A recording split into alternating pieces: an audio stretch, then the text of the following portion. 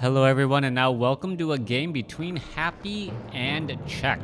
Happy spawning as, well, let's turn off the fog of war. Happy spawning as the blue undead over here on the top right hand side of the map. Meanwhile, over here on the bottom left, we have Check spawning as the red night elf. Now, I apologize that the aspect resolution isn't quite right. It isn't exactly 4:3, but the viewers out there were asking specifically to remove the top bar that was off over here. And, well, this is the best I can do. So this is a slightly stretched 4:3 aspect ratio, but overall, I think it does look good, and hopefully you guys really don't notice all that much. Now, what's going to be happening in this 1v1 matchup, Night Elf versus Undead, as things do get underway, I am expecting a Death Knight versus a Demon Hunter in this matchup, as we do see a Death Knight and a Demon Hunter being added off here. Now, early on during the game, the Death Knight can try to use Unholy Aura with a large amount of ghouls to put pressure on the weak, or rather weak, Archer army. What you're going to see here is that the Ancient of War is uprooted as often as he is in this early portion of the game. He's tanking a lot of this damage, but the downside to this is that the Ancient of War cannot actually put any pressure in actually trying to train up some units. Ancient of War does take and absorb a lot of damage, but unless there are a large number of archers, those ghouls can easily get surrounds. It looks, however, that the Death Knight of Happy is going to be going after the creep camps instead, perhaps trying to get to level 2 first in order to get some death coils. Death coils are extremely helpful in this matchup, as the death coils do allow the Death Knight to heal up these ghouls and also pick off a random archer or two early on in the matchup. The resistance, the natural resistance of these archers off over here does prevent the full 100 damage at level 1 death coil, but the Demon Hunter's mana burn should also have a fairly strong effect as well. Demon Hunter does pick up a Wand of the Illusion. The Forest Troll Trappers trying to chase and trying to take down those units will not be able to get off any more damage as the Demon Hunter heads off to the north. That inner fire will come to an end as the Death Knight is looking to finish off, gets a quick kill there, gets a death coil off onto a ghoul, and may end up getting the surround extremely early up against this Demon Hunter. There's another death coil here. Are we going to see? Yes, a beautiful maneuver by the skeletal minion as a detonation goes off there. 175 gold down the drain as we do see a quick scroll of Town Portal at the 3-minute 30-second mark. Demon Hunter is also going to be forced to try and use up some of those Moonwells very, very early on. And more importantly, though, it does buy time for Happy to do creeping while his opponent is away, teleporting back home. And Happy knows that he has about a 15 to 20 second window for uninterrupted creeping. And uninterrupted creeping should end up giving him an economic advantage by clearing out this creep camp, in addition to a level advantage. Low hit point ghoul trying to get away, down to 29 hit points. Tries to head off to the north to activate the rock golems, unable to do that as the Death Knight gets mana burned again. Skeletal minions could get picked off. Demon Hunter trying to chase after this low hit point ghoul, getting into harm's way to lead that army. What a great way to lead, making sure that your subordinates do not get lost in the crossfire. A new fresh army of ghouls being added to the group. Another Rod of Necromancy being picked up by the Death Knight. Death Knight should be able to easily grab some more skeletal minions, as there are a lot of dead units out on the field. Now, we do see an illusionary Demon Hunter absorbing a bit of damage, but the ghouls are going to be coming in from behind. This could be very, very bad right there. There's an ensnare as the units are now trying to do a bit of catch-up. All right, do we have Dust of Appearance? We do not. Archers could end up getting taken down very, very fast. Already down to 51 hit points. Death Knight does not have enough mana for a death coil. There goes one archer trying to go after the second archer, and quick notice that Happy doesn't have Dust of Appearance means that the archer can in fact shadow meld in safety. This archer down to 26 hit points as a Naga Sea Witch now joins in on the fight. Skeletal minion gets taken out. Archer gonna rejoin in on the battle, perhaps heal back up, as there is a surround right there on an illusion. not going to really do very much of anything, as the Death Knight now back on Blight should be able to regenerate a fair amount of hit points as we see the upgrade to Black Citadel. Black Citadel upgrade does mean we are going into the slaughterhouse with Abominations. Abominations are very powerful in this matchup, especially with that disease cloud when going up against those archers. The disease cloud pretty much negates natural healing, and for a race like the Night Elf, when you only have healing at nightfall, that disease cloud actually ends up dealing a significant amount of damage over time, as long as you can time your attacks well. Death Knight now going after the Null Overseer and the Null Warden here. You can see low hit point Ghoul heading back off to the north. Are we going to be seeing perhaps some Obsidian statues as well? Only time can tell, but I would pretty much bet on it, as the Death Knight gets to level 3 and will be accompanied by a Lich. 533 Creep Camp now going to be cleared out here. Forest Troll Trappers and Ogre Magi going to fall at the hands of the Demon Hunter. Meanwhile, Naga Sea Witch is sitting at level 2.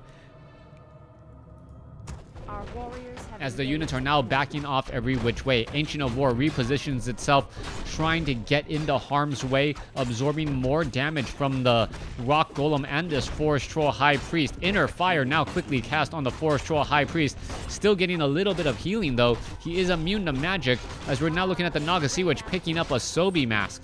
Sobi Mask, a very important pickup by the Naga Sea Witch. Demon Hunter picks up the Tome of Agility, as we are now going into Dryads.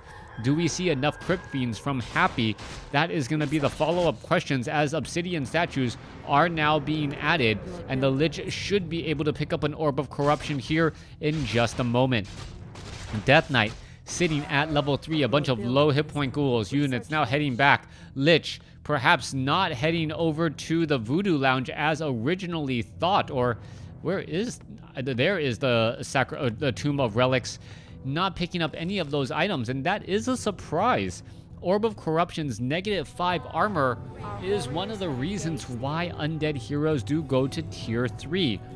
Not having that very strong debuff really sets things back, as a big shockwave goes across multiple units here. Ogre Lord now going after some of these additional units. Are we going to see another shockwave? Obsidian statue there picks up the units. Brilliance Aura now for that Death Knight.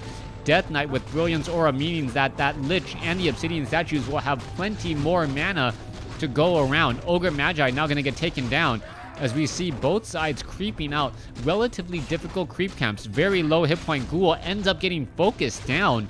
That Ghoul, all it had to do was attack his partner or his friend for one attack, and then would have lost the aggro from the remaining Forest Troll Berserkers.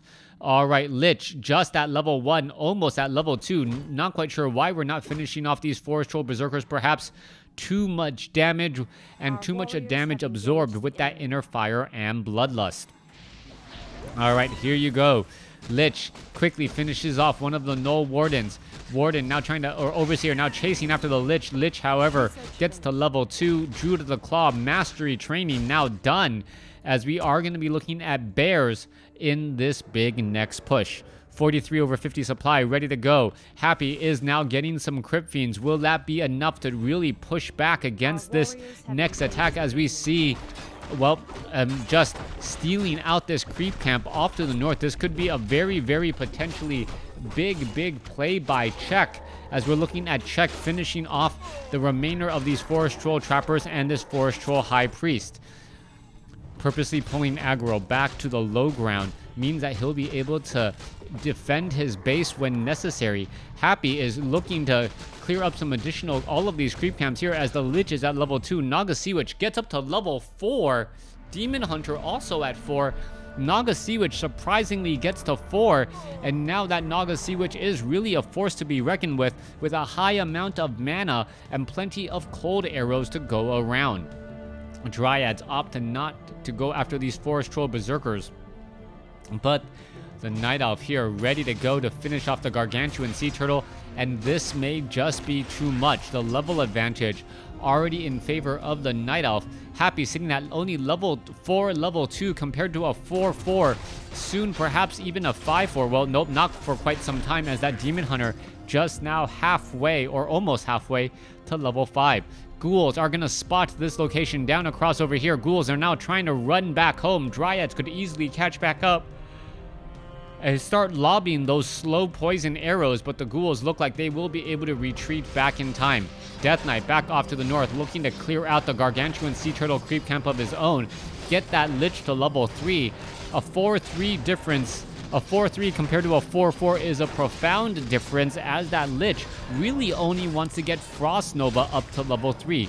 Once Frost Nova gets to level 3, then things will pretty much change. The hero nuking will be that much stronger until the Demon Hunter gets to level 5 and is able to mana burn for 150 mana. Applied now compared to 59 over 70. Slight advantage for the Undead, as the Death Knight now looking to still clear out more and more of these creep camps. Lich is at level 3. Are we getting a third hero? No, we are not. Instead, we are going into Frost Worms. One Frost Worm already up, as the Boneyard now trains up a second. Brilliance Aura still going to be causing problems. Perhaps a Cyclone onto the Death Knight. You can see that the Obsidian statues and both of them have a fair amount of hit points, almost 500 on one and almost 350 on another. That should be enough to heal up a prolonged fight going up against the Night Elf. There are a handful of bears as well. Demon Hunter, Orb of Venom ready to go. A Shade keeping track of the rest of this army, as the Undead needs to consider its plans for the upcoming fight. Lich with a Potion of Lesser Invulnerability, Orb of Corruption, Gloves of Haste, and Dual Claws of Attack, and Mantle of Intelligence, adding plus 23 damage. That Lich almost doubling his base damage, and more so once you consider the fact that the Orb of Corruption removes a good amount of armor. Anything that the Lich is attacking will suffer a lot more damage than you would normally expect, just because of the items on the hero.